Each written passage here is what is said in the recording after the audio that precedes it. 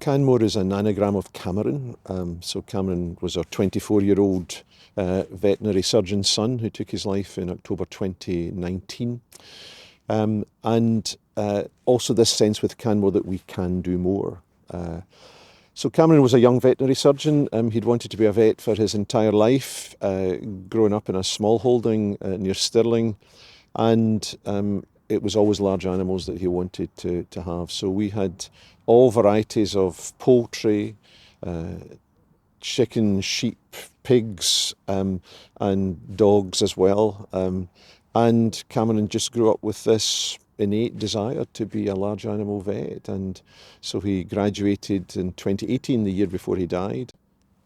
Cameron was a fun-loving, sporting individual who just cared.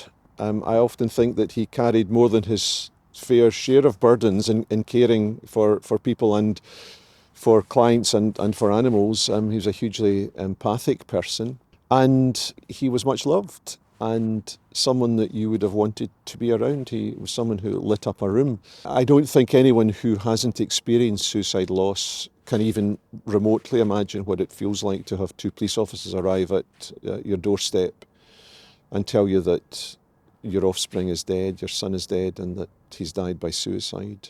My main take-home message to anyone who's watching this is a really simple one.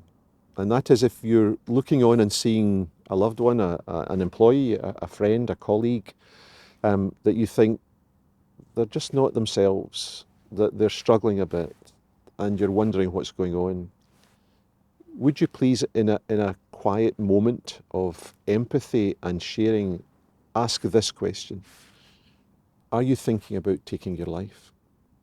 And I know that it sounds very bold and very bald, but we don't want to ease that by saying, you're not thinking of doing something silly, are you? Because judgment comes in the room. We need to ask that basic question. Are you thinking about taking your life? And here's the technique from the Canmore Trust. It's the double bounce. So you ask the question once, you bounce the ball once, and then the answer is almost inevitably, no, John, don't be, things are bad, of course they are, but they'll be fine in the morning. No, let's go for a pint or whatever. You ask the question again. No, I'm serious. Are things so bad that you're thinking about taking your life? And then you'll hear the answer that you may not want to hear, but the answer that will allow you to save the life of that individual. And the word that we use so much is kindness. Just showing kindness is so pivotal in saving lives. If you distill the whole suicide prevention literature into one word, it is that word. It is kindness. Just at this busiest time of year, when people are at breaking point anyway, when tempers flare and exhaustion is so evident, just let's have a thought for each other as human beings, that we might just bring kindness, a handshake, a hug, a thanks, a cup of steaming coffee or tea in the farm kitchen. All of those things are so important. Just words, how are you doing? We know you're busy at this time of year, how are you doing? And that works both ways. Just a moment for human connection, really. I'm often asked the question, what do I think Cameron would think of what we've done and what we've achieved in the Canmore Trust? And it's a really difficult question to answer, because of course it only exists because Cameron took his life. And so it really is a difficult question.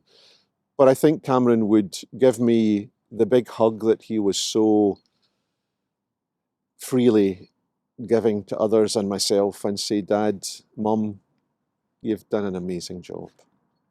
Please keep up that work.